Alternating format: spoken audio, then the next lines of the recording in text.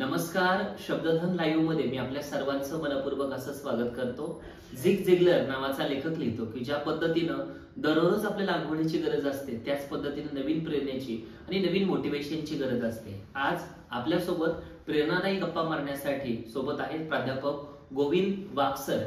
सरांचा आज वाढदिवस सुद्धा आहे. सरांना मी वाढदिवसाच्या खूप खूप अशा शुभेच्छा देतो. सरांचा परिचय करून देत असताना सरांचं MSc केमिस्ट्री झालेलं आहे. त्याचबरोबर विद्यार्थीप्रिय प्राध्यापक अशी सरांची ओळख आहे. गेली 25 वर्ष झालं केमिस्ट्री हा विषय शिकवण्याचं सर काम करतायत. त्याचबरोबर जर आपण पाहिलं तर मराठा सेवा संघ बारामती तालुक्याचं अध्यक्षपद सरांनी भूषवलेलं आहे. आजही ते काम करतायत. त्याचबरोबर जर आपण पाहिलं तर उत्तम प्रकारचं भजन त्यांना येतं. एक पेटी वादक सुद्धा सर त्या ठिकाणी आहेत. अध्यात्माची सरांना आवड आहे. सर, शब्दधन लाईव्ह मध्ये तुमचं आम्ही मनपूर्वक असं स्वागत करतो. जय जिजाऊ सर. सर्वांना माझ्या वाढदिवसाच्या निमित्त आपण मला ज्या शुभेच्छा दिल्या त्याबद्दल सर्वांचं मनपूर्वक अभिनंदन करतो, स्वागत करतो मी या कार्यक्रमामध्ये आपल्या. नमस्कार सर. जय जिजाऊ. खरं असं म्हटलं जातं की हजारो मैलांचा प्रवास एका पावलानं सुरू होतो. आज जर आपण पाहिलं तर 25 वर्षाहून अधिक काळ तुम्ही शिक्षण क्षेत्रामध्ये कार्यरत आहात. नेमकं तुमच्या आयुष्यातला जो प्रवास आहे तो कधीपासून सुरू झाला, म्हणजे अगदी बालपण असेल, शिक्षण असेल, ते जाणून घ्यायला मला आवडेल सर.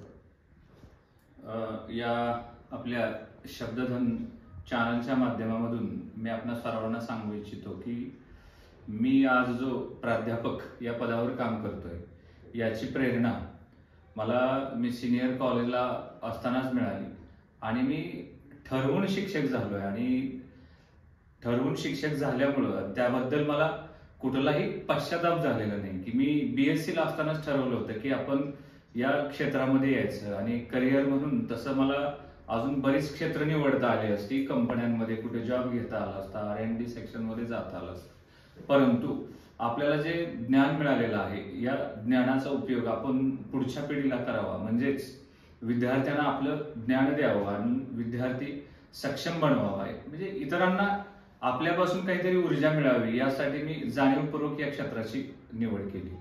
नक्कीच सर. विद्यार्थी हा शिक्षण परायण असावा, शिक्षक हा विद्यार्थी परायण असावा, दोघेही ज्ञान परायण असावे, ज्ञान हे सेवा परायण असावे. आचार्य विनोबा भावे यांच्या वाक्याप्रमाणे गेली 25 वर्ष झालं आपण केमिस्ट्री हा विषय त्या ठिकाणी शिकवण्याचं काम करताय.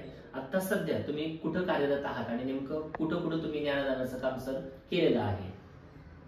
आज मी श्रीराम एज्युकेशन सोसायटीचे यशवंतराव चव्हाण हायस्कूल व ज्युनियर कॉलेज फलटण येथे उच्च माध्यमिक शिक्षक या पदावर कार्यरत आहे.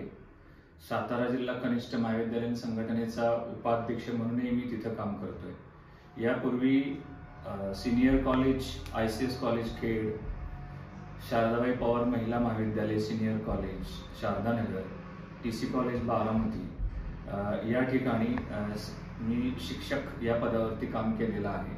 आणि आता फलटण येथे मी 17 वर्ष झालं या पदावर काम करतो आहे.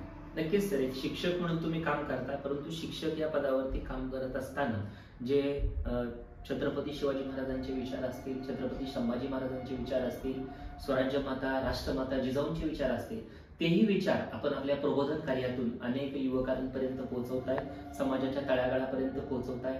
मराठा सेवा संघाच्या माध्यमातून सुद्धा तुम्ही खूप चांगल्या पद्धतीचं काम केलेलं आहे. नेमकं चळवळ, संघटना यांच्यामध्ये आपण कधीपासून कार्यरत आहात? अत्यंत चांगला प्रश्न विचारलाय मनोज वाबळे सरांनी की आपल्या बालवयामध्ये आपल्यावरती जे संस्कार होतात ते संस्कार आपल्या दीर्घकाळ स्मरणामध्ये राहत असतात. आपण खेड्यात राहत असल्यामुळे आणि खेड्याचा जो बाज आहे की तेव्हा आजही तो बाज आहेच की एकादशी असेल, एखादा विशिष्ट वार असेल, त्या दिवशी खेडेगावामध्ये भजन असायची. एकादशीला संध्याकाळी भजन असायचं आणि नकळत आमची जरी इच्छा नसली तरी ते नकळत ते शब्द कानावर पडायचे. आणि मग तत्कालीन एक संत वाङ्मय की जे लोकमानसामध्ये सुपरिचित झालेलं संत वाङ्मय म्हणजे संत तुकाराम बाबांचे अभंग तेव्हा कानावर पडायचे. जसं जसं मोठा झालो, वाचता झालो, मराठा सेवा संघात आलो, त्यानंतर अजूनही थोडी जाण आली आणि आपल्या मनामध्ये नकळत असणारी जी संवेदना आहे ती संवेदना व्यक्त करण्यासाठी थोडा साहित्याचा आधार घ्यावा. तुकोबांनी सांगितलेलं आहे की आम्हा घरी धने शब्दांची जरत नाही, शब्दांचे जे शास्त्रीय यत्न करू. शब्दची आमच्या जीवाचे जीवन शब्दधन जन वाटू लोका. म्हणजे शब्दामध्ये एवढं सामर्थ्य आहे की हे सामर्थ्य आहे की समाज परिवर्तनाचं फार मोठं एक साधन आहे. या दृष्टीनं संत तुकारामांनी त्यांचं संपूर्ण आयुष्य हे समाजासाठी आणि स्वराज्यासाठी समर्पित केलं होतं. त्यातूनच थोडीशी प्रेरणा घेऊन आपल्यालाही काही करता येईल का, आपण अगोदर स्वतःच्या पायावर उभं राहावं, आपण व्यवस्थित उभं राहिल्यानंतर मग इतरांनाही उभं राहण्याचा प्रयत्न करावा, ही एक छोटीशी भावना माझ्या मनामध्ये होती आणि त्या दृष्टीनं माझा प्रवास सुरू आहे. आणि इतरांना थोडासा आनंद देण्यात आपल्याला किती आनंद होतो हे आपल्याला शब्दात तो व्यक्त करता येत नाही. त्यामुळं हे काम भविष्य काळात अखेरच्या श्वासापर्यंत सुद्धा हेच काम करत राहावं असं आपल्याला वाटतं. महाराष्ट्र ही नररत्नांची खाण आहे. छत्रपती शिवाजी महाराज हे महाराष्ट्राला पडलेलं एक सुंदर असं स्वप्न आहे की अवघ्या महाराष्ट्रालाच नव्हे तर अख्ख्या भारतभूमीला स्वाभिमान वाटावा असे शिवचरित्र आहे की नसलेलं स्वराज्य ज्या राजांनी निर्माण केलं, अगदी मुठभर मावळ्यांच्या साथीनं स्वराज्य निर्माण करून आपल्या या जनतेला, शेतकऱ्यांना, कष्टकऱ्यांना, श्रमिकांना गुलामगिरीच्या बंधनातून मोकळं करणारा हा राजा की जगामध्ये त्याचं नाव लौकिक घ्यावं. मग त्या राजाचं थोडंसं साहित्य वाचावं, त्यातून आपल्याला काय विचार घेता येईल का ते विचार घ्यावेत, विद्यार्थ्यांपर्यंत ते पोहोचवावे. हा एक छोटासा प्रयत्न आपल्या दररोजच्या दिनचर्येमधून साध्य होत असतो. नक्कीच सर, म्हणजे अक्षरशः तुम्ही ज्यावेळेस बोलताय त्यावेळेस तुमच्या माध्यमातून प्राचार्य शिवाजीराव भोसले ची वाणी सुद्धा त्या ठिकाणी आम्हाला जाणवते. कारण प्राचार्य शिवाजीराव भोसले यांचा सुद्धा सहवास, त्यांची सुद्धा व्याख्यानं तुम्हाला ऐकण्याची संधी त्या ठिकाणी मिळालेली आहे. सेवितो हा रस वाटितो अनेका, घ्यारे होऊ नका रानभरी, विटेवरी ज्याची पावले समान, तोच एक दान शूरदाता, मनाचे संकल्प पावतील सिद्धी, जरी राही बुद्धी याच्या पायी. तुकोबांच्या या अभंगाप्रमाणे आधुनिक युगामध्ये तुकाराम महाराजांचे विचार जे आहेत ते चालवण्याचं काम वागसर त्या ठिकाणी करतायत. सर, अनेक लोकांना असतील समाजामधल्या मदत करण्याचं काम सुद्धा तुम्ही त्या ठिकाणी करता. वेगळ्या प्रकारच्या उपक्रमामध्ये त्या ठिकाणी तुम्ही सहभागी असता. अनेकदा काही गोष्टींमध्ये तुम्ही स्वतःहून पुढे होऊन तुम्हाला सुद्धा बऱ्याच गोष्टींचा त्रास सुद्धा झालेला आहे, परंतु तरीही तुम्ही त्या ठिकाणी पुन्हा एकदा समाजासाठी काम करण्यासाठी तत्पर राहता आणि ते काम करत राहता. नेमकं हे तुम्हाला कसं जमतं? वाबळे सर, तुम्ही अत्यंत विचारप्रवण असा प्रश्न विचारलेला आहे की आपल्या या महाराष्ट्र देशाला महापुरुषांची मोठी परंपरा आहे की शिवफुले शाहू आंबेडकर असं आपण म्हणतो. मी तसं पाहिलं तर रसायनशास्त्राचा विद्यार्थी, केमिकल रिॲक्शन मध्ये आणि लॅबोरेटरीमध्ये म्हणजे माझा वेळ व्यतीत करणारा, मी लायब्ररीत बसणारा, पण मराठा सेवा संघाकडे थोडं आकर्षित झाल्यानं आणि काही नवीन साहित्य वाचनात आल्यामुळं मा. देशमुख, डॉक्टर ह. साळुंके, पुरुषोत्तम केळेकर साहेब एवढा मी प्रभावित झालो की माझ्या नंतर लक्षात आलं की हे आपल्याला अगोदर जर मिळालं असतं तर अजून आपला जो वेळ वाया जाणार आहे तो वेळ वाया गेला नसता. आणि माझ्या असं लक्षात येते की जी खरी महापुरुषांनी केलेलं कार्य आहे ते आजपर्यंत लोकांपर्यंत पोहोचलेलं नाही. खरा इतिहास लोकांना कळावा, त्यातून मानसिक धार्मिक जी गुलामगिरी आहे ती गुलामगिरी नष्ट व्हावी.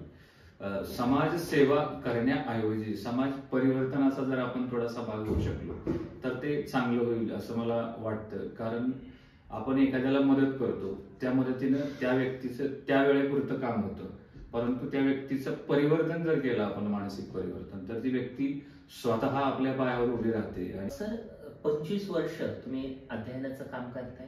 25 वर्षामध्ये मुलं बदलली, पिढी बदलली. 25 वर्षापूर्वीचा तुमचा विद्यार्थी आणि 25 वर्षानंतरचा आजचा विद्यार्थी याच्यामध्ये तुम्हाला काही तफावत जाणवते का? अर्थातच हा जो जनरेशन गॅप आहे तो नक्कीच जाणवतो. मी जेव्हा ICS कॉलेज खेड येथे सिनियर कॉलेजला रसायनशास्त्राच्या अध्यापनाचं काम करत होतो तेव्हा मी नुकताच MSc झालेला आणि BScच्या मुलांना शिकवत होतो. म्हणजे विद्यार्थी आणि शिक्षक यामध्ये एक 4-5 वर्षाचं फक्त अंतर होतं, पण तरी सुद्धा ते विद्यार्थी एवढे आदराने शिक्षकांशी बोलायचे. आजचा जो विद्यार्थी पाहिला, आजचा विद्यार्थी एवढा आत्मप्रवण नाही म्हणता येणार, पण त्याला आज माहिती आणि तंत्रज्ञानाच्या युगामध्ये मोबाईलमध्ये पाहतोय. आजचा विद्यार्थी अगोदर 20-25 वर्षापूर्वीच्या विद्यार्थ्यापेक्षा कितीतरी पटीनं ज्ञानामध्ये प्रगल्भ आहे असं माझं मत आहे. परंतु ही जी प्रगल्भता आहे ज्ञानाची ती जरी आली असली तरी विद्यार्थ्यांना आज आत्मभान नाहीये. आत्मभान विसरलेले विद्यार्थी आहेत. कल्चर ज्याला म्हणतो आपण की विद्यार्थी आणि शिक्षक यामधला संबंध कसे असावेत. आज सहज अगदी विद्यार्थी चालताना सुद्धा शिक्षकांना असा धक्का मारून जरी गेला तरी या गोष्टीचं त्याला काहीच वाटत नाहीये. परंतु मी जेव्हा विद्यार्थी होतो किंवा मी विद्यार्थी होऊन जेव्हा शिक्षक झालो तेव्हा विद्यार्थी आणि शिक्षकाचं नातं यामध्ये अंतर असायचं. आम्हालाही एवढा शिक्षकांविषयी आदरभाव होता की समोर आमचे शिक्षक दिसले तर आम्ही कमीत कमी 40-50 फूट दूर अंतरावरून जात असू. पण आजच्या विद्यार्थ्यामध्ये एवढा तो भाव राहिलेला नाहीये. आजचा विद्यार्थी या माहिती तंत्रज्ञानामुळे काय झालेला आहे, प्रगल्भ आहे, बट त्याच्यामध्ये जी सामाजिक जाणीव पाहिजे ती सामाजिक ओलावा जो आहे तो कमी आहे. थोडक्यात त्याची भावनिक विकास जो व्हायला पाहिजे विद्यार्थ्याचा, तो भावनिक विकास ज्या पद्धतीने व्हायला पाहिजे तो होत नाही. शिवाय बौद्धिक विकास म्हणतो, तो बौद्धिक विकास परिपूर्ण होण्यासाठी त्याला मैदानावर जायला पाहिजे. पण आजचा विद्यार्थी अगदी शाळेच्या व्यतिरिक्त तो या यंत्रामध्येच एवढा अडकून राहिलाय की त्यामुळे त्याचा शारीरिक आणि बौद्धिक विकास थोडा कमीच आहे असं मला वाटतं. नक्कीच सर, म्हणजे पहा की मातीच्या भिंतींना सिमेंटचा गिलावा आला आणि माणुसकीचा ओलावा मात्र मनाला केव्हा सोडून गेला.